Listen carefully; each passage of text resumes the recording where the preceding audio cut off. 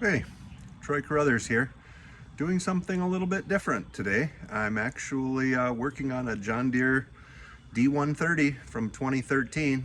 Honestly, I've been working on it for about the last week.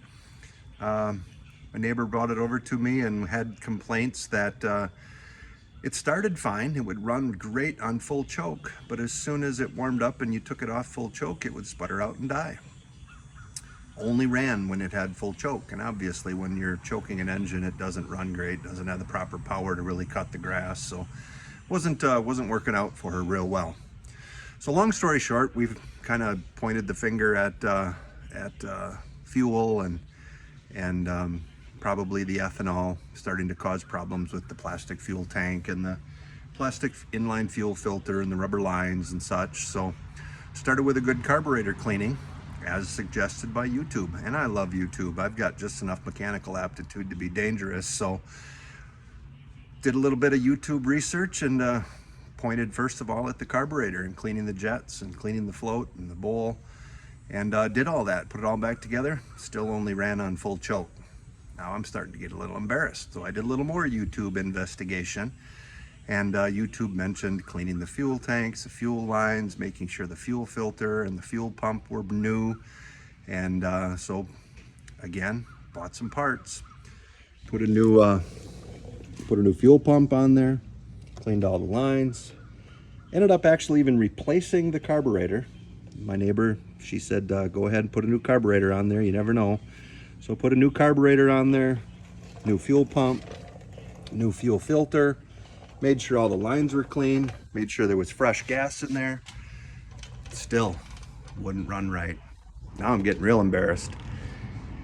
So I started looking a little bit closer, got a good light out, noticed that one of the sides of the engine was quite a bit dirtier than the other.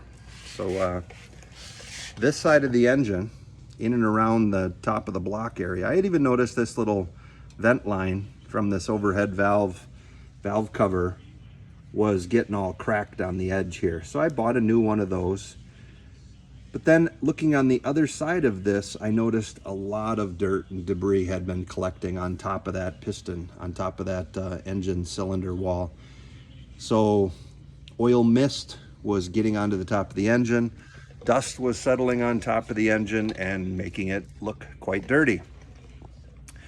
So I popped the and nothing on the internet, nothing on YouTube told me anything about the potential that if this overhead valve cover was leaking and didn't have a good seal, that the fuel pump wouldn't work quite properly. So there you have it. I'm just letting you all know that I cut a new gasket. I found a bunch of old silicone where this overhead valve cover had been put back on with some black RTV silicone, I'm guessing, and it was leaking and it was allowing the pressure, the vacuum inside of this to be leaked out, and therefore it wouldn't properly operate this fuel pump. Now that that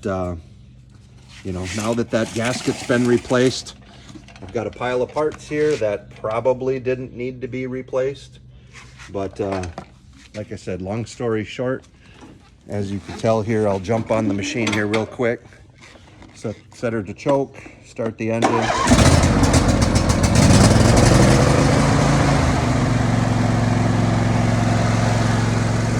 Purrs like a kitten.